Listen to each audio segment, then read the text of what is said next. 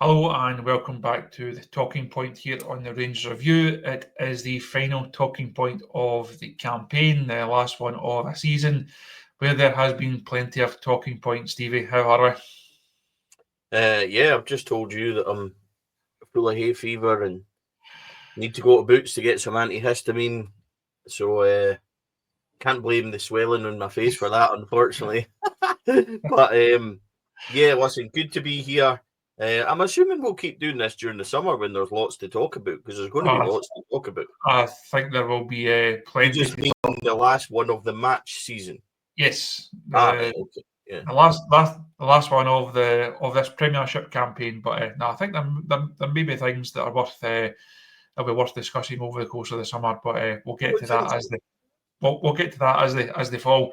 For this show, we are going to have a look back at the Premiership season that has just been. I know people will say, "Do you have to?" But this is your Rangers review, end of season review. Before we get into it, of course, I have to give a plug to our podcast sponsors and thank them for their support as always.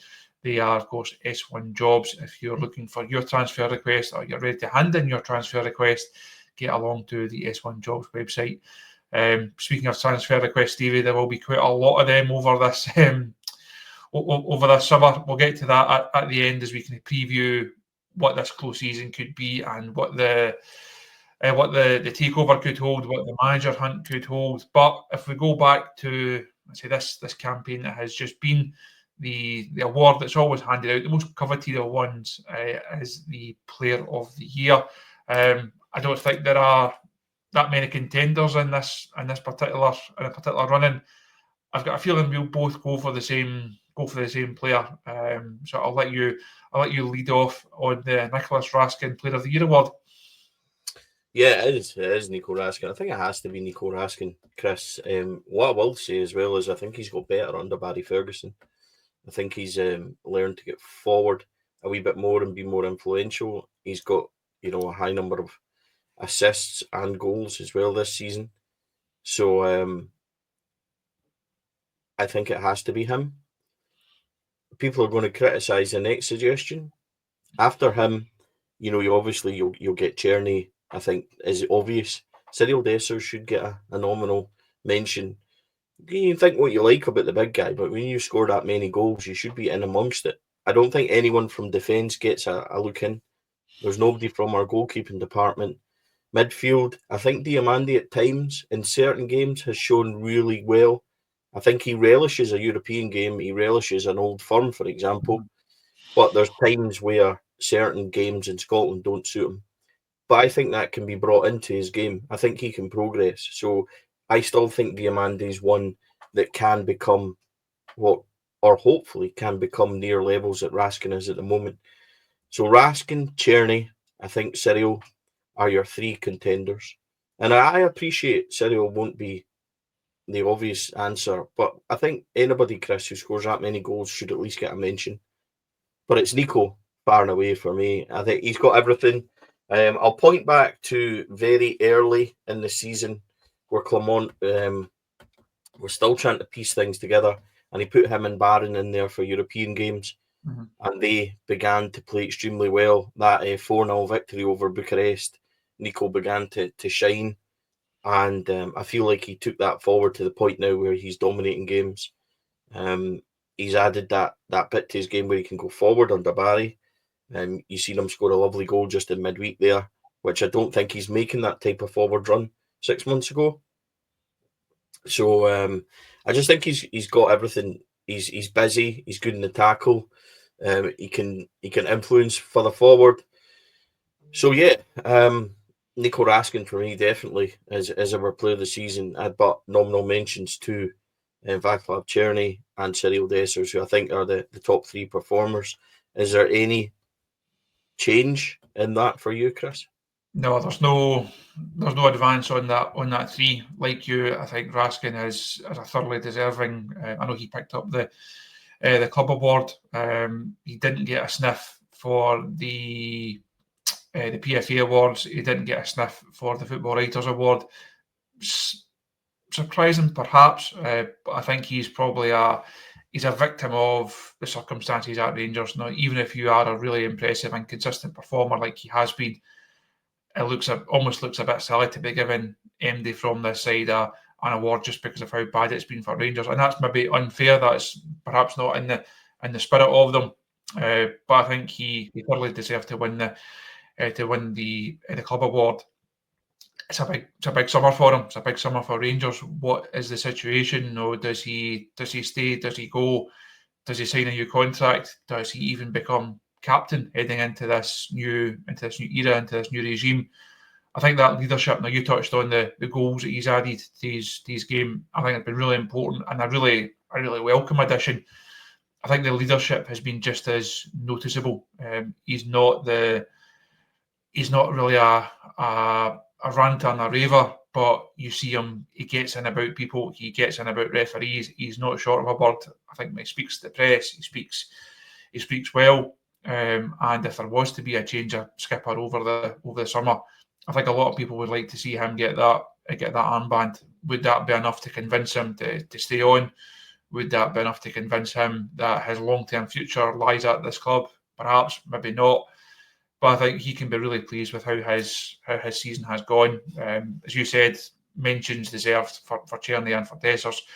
Czerny for being a lone player that has come in and has bought into the club. He gets it. Scored some big goals, contributed some big assists, been some big moments. Dessers, what else can we say about Cyril Dessers that we've not said over the last couple of seasons? But he spoke to the press after the game in midweek and spoke about getting to 50 goals, what it means for him. Will he get a chance to add to that? Who knows? But I think he certainly deserves to be in that, and he deserves to be in the conversation. He didn't deserve to win it, but I think Nico Raskin certainly does.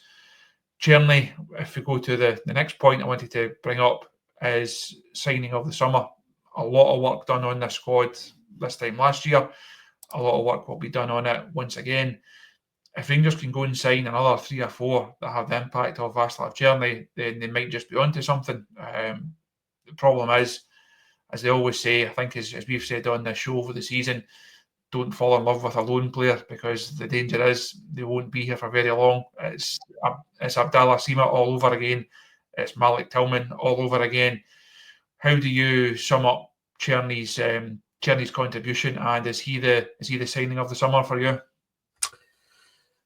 Yeah, I'm trying to think. I think long term, Hamza Igaman could be our best signing from that era, that summer kind of transfer window for sure. But the era of Coppin and Clement, etc., I think it will certainly be Hamza Igaman. You need him to strive on. I still think, his future 1 or 2 years here before he becomes the kind of polished forward. And I'm talking about, how long did it take Alfredo? I'm not comparing the players, but it took Alfredo, 2 or 3 years, certainly under Stephen, before he was in the midst of his powers against Porto and things like that, when Alfredo really was untouchable. I would think that it would need Hamza, certainly, to have another couple of years here. But long term, I think it could be him. I think Jeffrey is a really good signing. I know that there's question marks surrounding his defending and parts of his game he really needs to come on. But I think, again, he's a very good signing from that summer. The standout, I think you'll agree with this, is Václav Czerny. What do you say about him? He's a threat, a constant threat. Produced some big moments, some big goals. Fenerbahce away. To get that third goal is typical of how he finishes. Really similar to his goal against Aberdeen just a couple of weekends ago, actually, or last weekend. This season's all merged into one weekend, Chris. And he's very capable of doing that. Likes to drift in, likes to take on a man, likes to cut in on his left foot. And I think it all kind of kicked off for him very early when he was honest in that press conference. I spoke to him, and he wasn't happy with, I think it was 3 or 4 goals he had at that point. And then he got another 2 against St Johnstone in a cup game, if memory serves me right. And he just kicked on. He went on such a goal-scoring run. So he's been vital. Not only that, vital to the balance of the team, because let's be honest, he's been the only winger that we've had, for a team that's playing with wingers.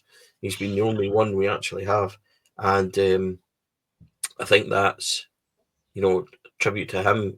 He's clearly burst, and he has been for, I would say, the best part of 2 months in the run, and you can really physically see that it's taken its toll on him. And, a nominal mention for the old scoosing of the water as well. They cheered everybody up. But no, on a serious note, he's produced some really big moments, hasn't he? Some really nice goals. I remember the first goal against Motherwell at Hampden, where he cut into his left foot and he pinged it right in the corner. And we all thought... We all just thought, that's something that this squad has just been missing. And we all just looked at each other that day thinking, no, this boy will do for us. Yeah, exactly that. And I think you're right. It is something we've been missing, that ability to do that. And I think from there on, and I said, I really remember talking to you on Rangers Review and saying I like him and I like the look of him, but I wasn't sure whether or not I liked him just because having a right-sided winger was alien to us. And we were saying that, did we know much about him, etc. But I liked him from the word go.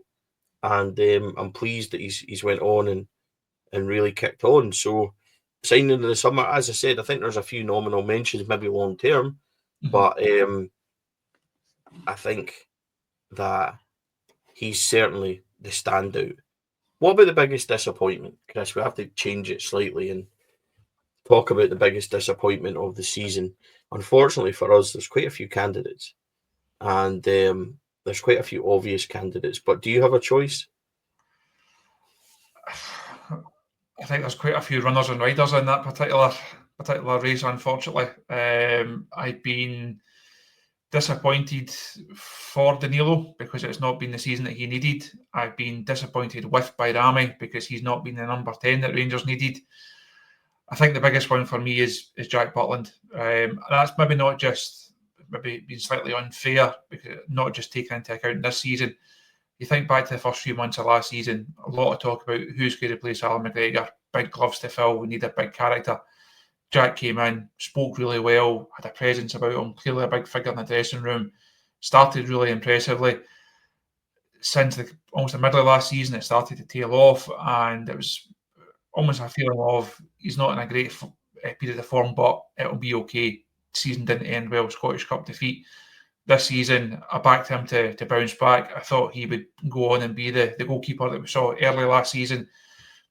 It's just not been there. And I think I would give him that unwanted title of biggest disappointment only because I had such high hopes for him and I had such lofty expectations of him that he could be the goalkeeper that the Rangers needed him to be over the season. It's just not unfolded. Too many mistakes, too many basic mistakes, some really high profile ones. Obviously Old Trafford is probably the most high profile one just in terms of the occasion. But you think back to the Motherwell game at Ibrox, the way he was beaten that day, the Dundee game up at Dens Park. It's silly mistakes. It's mistakes that you just don't expect from a goalkeeper of his quality. I know Barry has spoken a lot about him over the last couple of weeks after he made the decision to drop him, and said his attitude has been first class. I think you saw a real mark of the man that night against Bilbao at Ibrox. Liam Kelly has a great night, saves a penalty. The first man there is Jack Butland. I think that speaks volumes for him. He's been great to deal with. You've spoke to him in mixed zones, you've seen him in press conferences. I think he gets it. I think there's a lot to like about him. I would still sell him in the summer though, because I think there's too much water under the bridge now, and it almost feels like his Rangers career it's come and gone, and it's not going to be the Rangers career that I thought it would be. Yeah, and I think Jack was on the walk round the other evening. I think Jack was in between being up there with Czerny and saying goodbye. He was half and half, and I think, I often read too much into things, but perhaps that was a sign of he may be reflecting on the fact that this might be his last performance at Ibrox. Did Barry start him for that reason? Potentially, yeah. We'll need to find out. There's going to be a lot of changes. Chris, I'm going to go slightly differently just for you, because I don't disagree with you. I don't think, so please don't take it as such. I think everybody you mentioned, Butland, yeah. Robin Proper is one of the ones that really disappointed for me. Came in instantly, looked at him and thought this isn't going to work. Very Dutch-like defence that we've had before. He reminded me so much of Conterman in many ways. Has had a few good performances. Nominal mention for his goal against Celtic at New Year, but he's been a major letdown. He's one that will be moved on, I should imagine. And then the ultimate letdown for me is Oscar Cortez.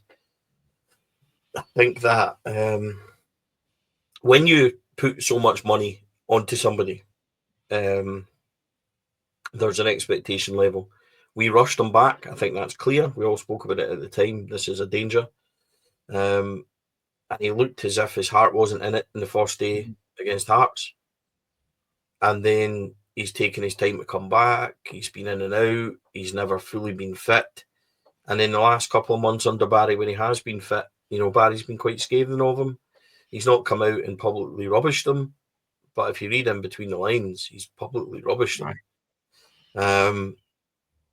And I think that's been the biggest thing for me. And when he's come on and had 5-10 minutes, and I think Barry's only putting him on because we're all asking.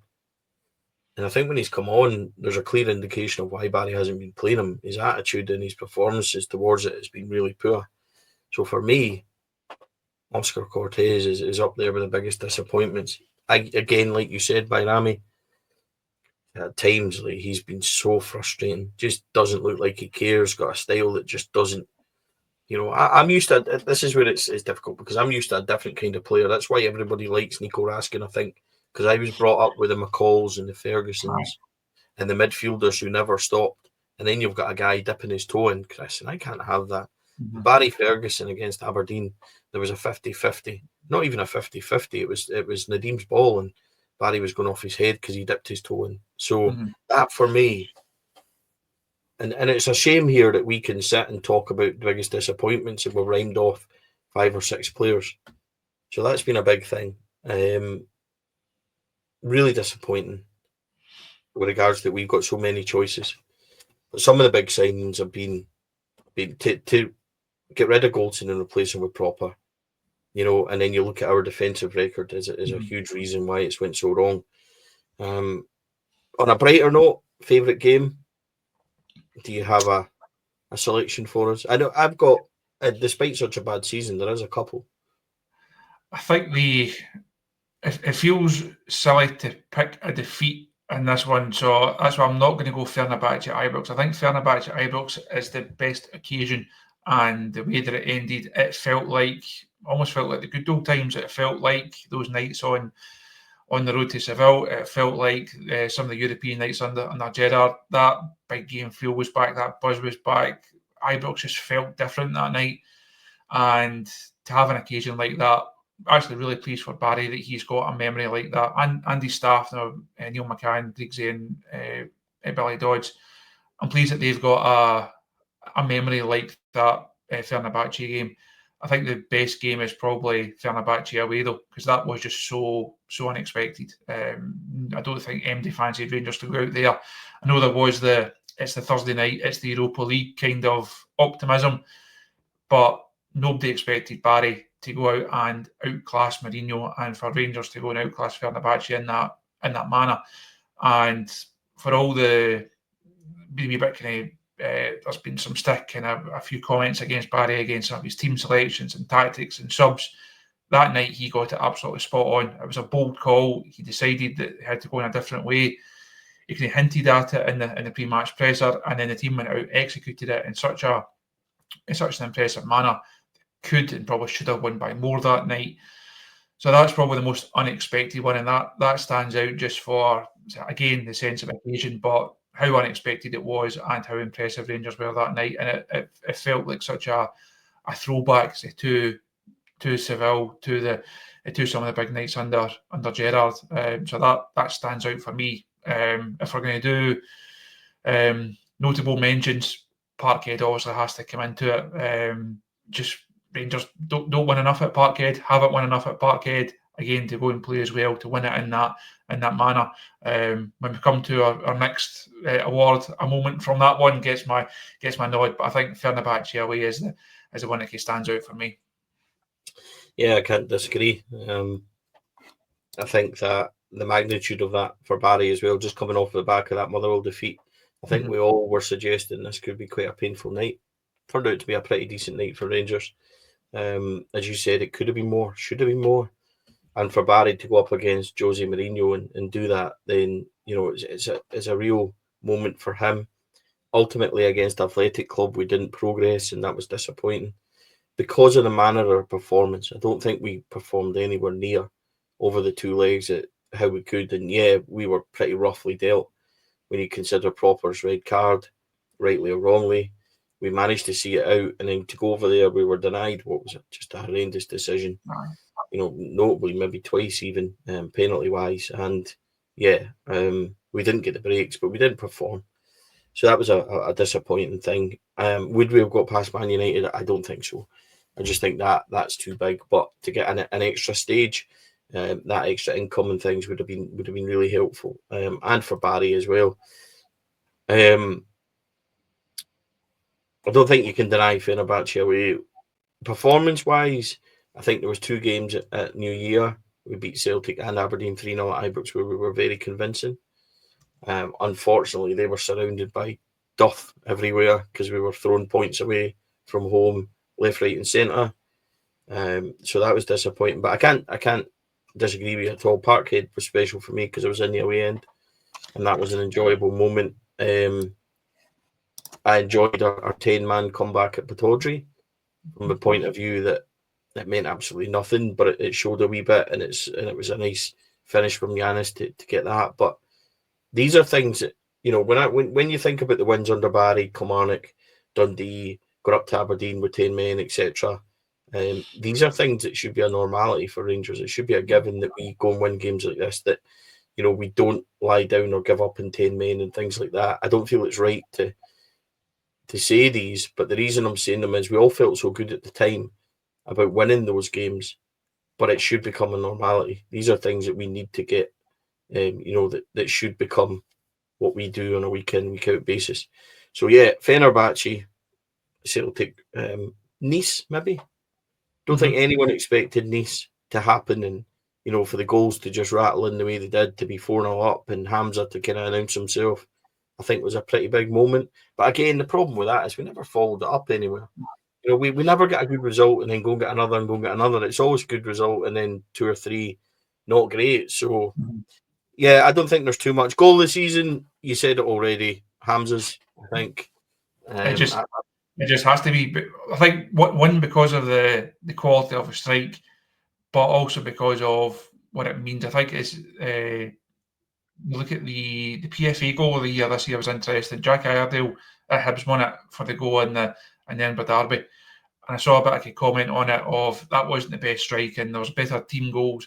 I think you have to take into account the stage in which a goal is scored on. So yes, you might have somebody that's stuck one in the top corner from 30 yards, but I think to have a moment like that for Hamza in those circumstances, for Barry to win at Parkhead, the quality of the strike puts it in the running. To get the better of the defender in that manner, and then finish it, that puts it in the running. But for me, it's the memories of goals like that. Now you'll have better ones than me because you're behind, not quite behind the goal, but you're in the corner celebrating it. And in a season of very, very few moments that you can actually cherish, that was one of them. The only one that I'd like to give a shout out for is Czerny's, the third goal in Fenerbahce, because Raskin's pass, if you remember, was just delicious, just spot on, and the way it cut through and Czerny's run to finish that off. And it's such a big goal, it's such a big stage, is the only one that kind of comes close. Giannis, I think, was a wonderful finish. If you're looking for individual moments, Czerny has had a few. Giannis has had his Old Firm goal, his goal against Aberdeen at Pittodrie, so he's had a few moments. It seems strange that we're not talking about a James Tavernier goal in the middle of all this. Cyril Dessers has scored 28 goals, and I'm not sure you would pick out any as being, worldies or crackers. And that's not a disrespectful thing. He scored a lot of good goals, but there's been he's not the type that rattles one in from 30 yards. He's a box player. I thought his header the other night was excellent. Really, really good header. So it's not a criticism. People watching, please don't take it as a criticism. My point is, when you pick a goal of the season, you're looking for, that team move. Incidentally, our third the other night against Dundee United, they moved it really well from the back. Mhm. Shooter strides out, he plays it to Czerny, Czerny runs, Nico goes beyond and then finishes. That's a really nice team goal. We haven't seen that enough, so I think the ones we've highlighted, Czerny at home to Motherwell, early contender when he cuts in his left and bends it in the top corner. I think that's a really fabulous individual strike. We've had a few. Hamza's goal in Nice was a really nice finish when the one where the boy makes a mistake and he just kind of rolls it in the corner. So there's been a few moments, I think. Cyril, biggest moment came at Old Trafford. I think that's fair. Excuse me, his turn, that touch and turn and then finish was delicious. And that's going one way or the other with the big man, but he leathers it and it's perfect. So yeah, I think we've got there. I think we've covered all the biggest ones. You'll have your own favourite. People in the comments will have their own favourite. I think everybody would say Hamza, the way he hits that and the roof of the net and everything else, just a lovely finish. There's a few contenders in there. Cyril, as I said, at Old Trafford, Czerny and Fenerbahce, Czerny earlier on, Hadji. So yeah, there's been a few nice moments, I think, but not overall. And I did contradict myself, didn't I? Because I said Cyril didn't have, but then I remembered, and I apologise for that. He had that big moment at Old Trafford, but yeah, I think that's it, Chris. I don't think we've missed any out. I think we've tried to be fair there. Like over the season, we've obviously been in a number of press conferences. We've been at every game at Ibrox, done the away games, been in other interviews, been at other media events. I always like to try and give people a wee bit of kind of insight into the kind of behind the scenes. Is there a moment that people perhaps not aware of? Is there a story or a wee anecdote or a mix zone moment, press conference interview for you that stands out? If I was going to pick one for you, I would think some of your interactions with a former manager perhaps feature on this list. But again, moments, I think, as we said either on the show or off the show, your comments towards him, your criticism of him, it was always fair, it was always balanced, it was always honest, it was always certainly from the heart. Was there any of those ones that can stand out for you as a Barry moment that can stand out? They don't stand out in things that I would like to remember. It's never easy when we're in a position where, we're getting beat by Queen's Park or we're getting beat by St Mirren at home and you're going to them and you're saying the fans don't want you here anymore. Mm-hmm. And there's a negative. How do you respond to the calls for you to resign? I asked him straight up if he was going to resign after Queen's Park. I asked him again at St Mirren at home if he was going to go. So these are really difficult moments. It's not things that I enjoy doing, but in my role as being there, not so much as a journalist, where you've got a different side of it, Chris. You're looking for, a certain answers. I think there's a degree of expectation on me to ask what the fans want, and sometimes at full time and things like that, that can be really difficult. I think I was fair. When we're beating Celtic and that, you're saying congratulations, really good performance. How have you got that right? So there's always been balance. So yeah, I mean, that's going to dominate my moments of the season, but it's not enjoyable for me. I don't want a manager to be in a position where you're going to have to say to him, that's not on. The fans are feeling in a certain way. So it's not for me to kind of highlight them. Unfortunately, there's not been funny moments or big, that I can really remember, because it's never been a great atmosphere, has it? Because most of us, when they're in there, obviously there's a contingent of fan media. You guys are all busy at working, but there's a favour towards Rangers in amongst the elements, of the media as well. And I don't think there's not been any funny moments. Bizarre moments when he got up and started shaking his leg and doing all that kind of stuff. You were cringing. You were thinking, what are you doing? Nominal mention, I've really enjoyed listening to Barry.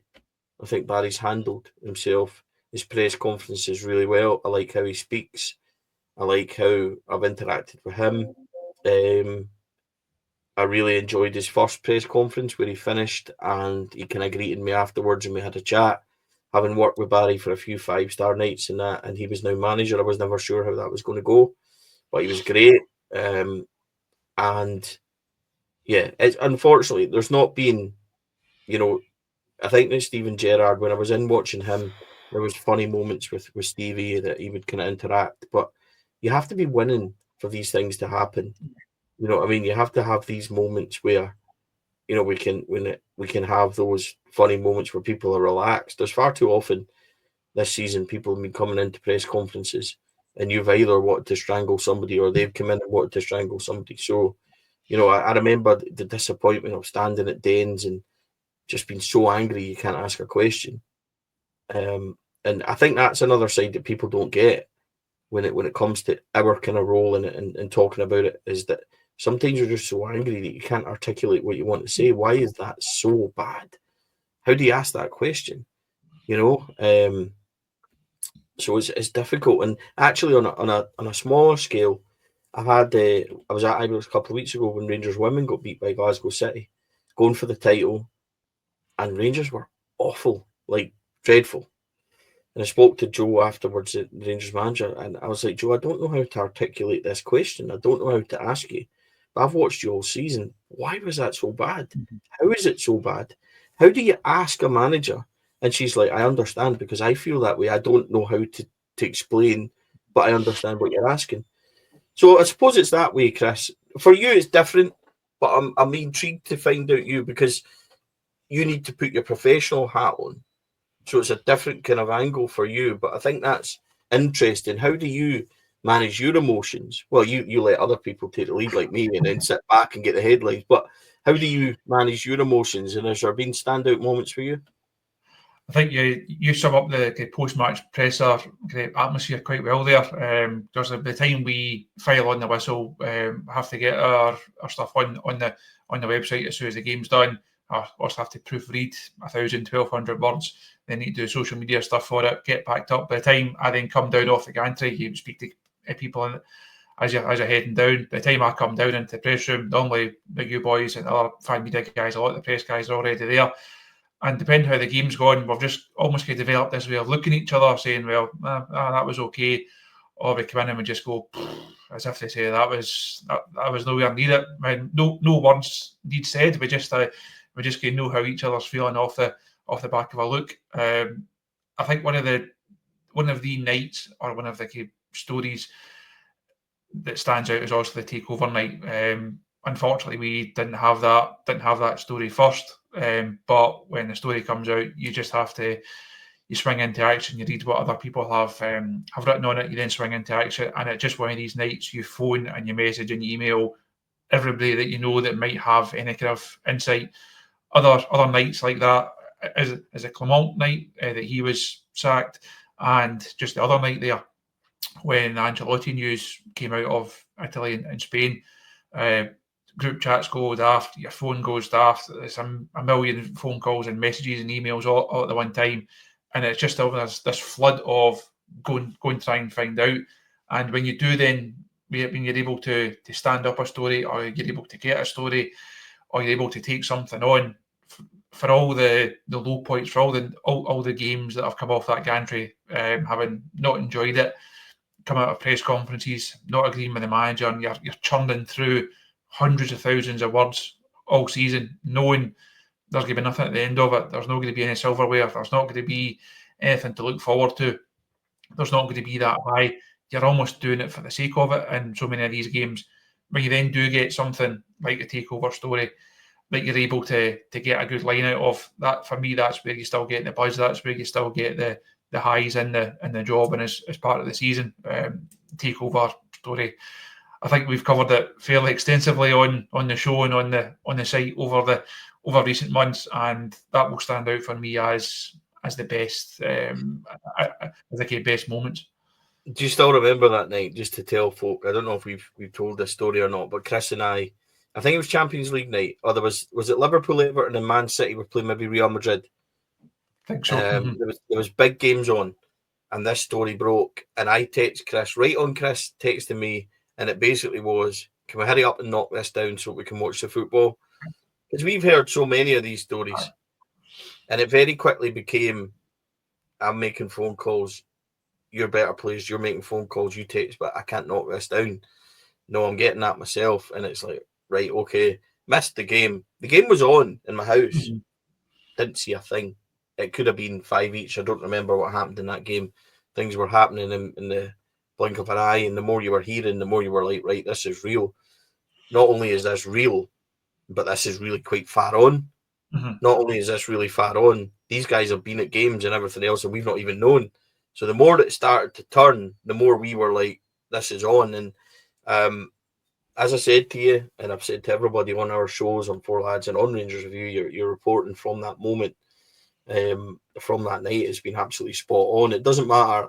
I don't think it matters who's first or anything like that. It's who's accurate and where fans go to. I'm a supporter. Who do I go to? You're my mate. So it's different.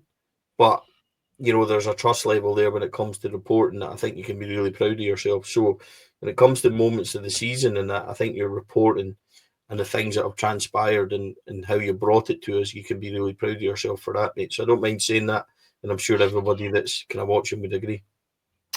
I think there'll even be people that agree who may have sent me a photo of a Grim Reaper over the course of that's been one of the unwelcome developments of the season. We developing this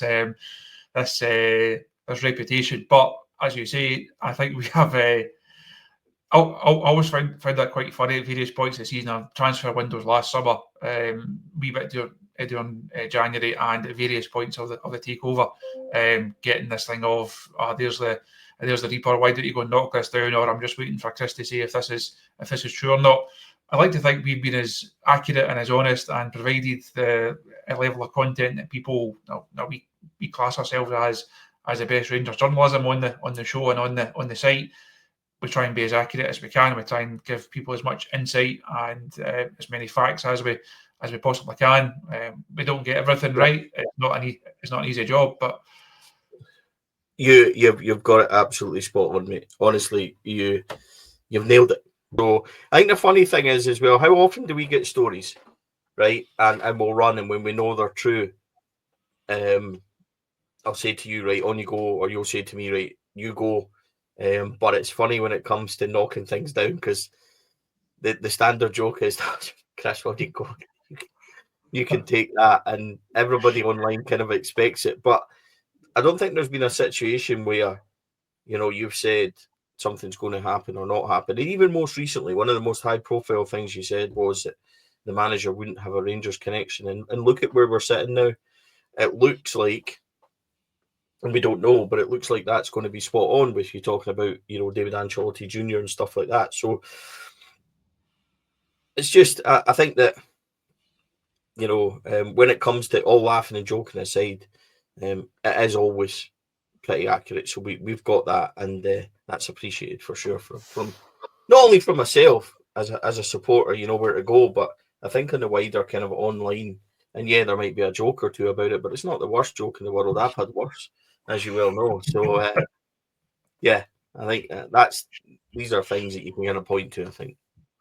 We shall end for the season with our one hope for the summer and for next season. And to answer this, I'm actually going to steal a point that we made. Remember, we did the show around about Christmas time, heading into the new year, and it was, what's our Rangers New Year's resolution almost? I think we both said for Rangers to be a normal club, to act like a normal club, to act like a big football club, to put people in the right positions, to appoint the right managers, to sign the right players, to go and win matches, to go and win silverware. When you say it like that, it all sounds so simple. But if these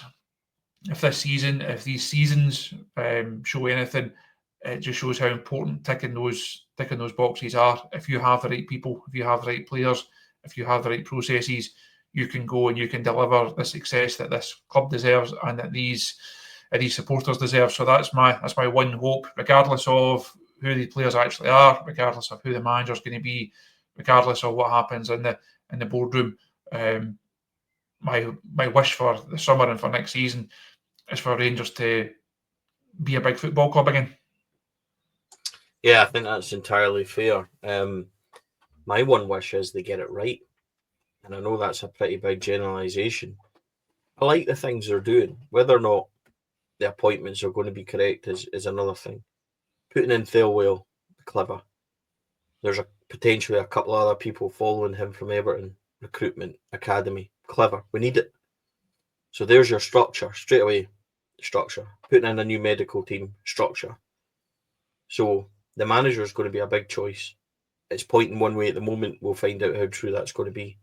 But if you've got a structure around him and a proper kind of movement within the club, it should make his job a hell of a lot easier.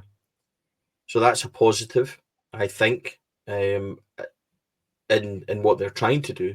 It's about getting it right. Not only on the pitch, they have to get it right off it. Now, I think Steinson and potential owners coming in, their infrastructure of their clubs, they'll know how important that is. Mm-hmm. Getting it right for me has to be key. I think we're beyond the normality thing because this is a new change. So you would hope that any new change would bring that anyway, but they have to get it right. We cannot be in a position next summer where we need to remember the mistakes of last. Mm-hmm. Now, I'm not talking about signings because you could sign 10 players this summer, right? You need 8 of them to be spot on. You need to be realistic that 2, 3 maybe won't work, but they cannot not work to the extent of previous summers where the big money guys you look at and you're just going, what have we done and what have we seen? They have to be accurate and spot on.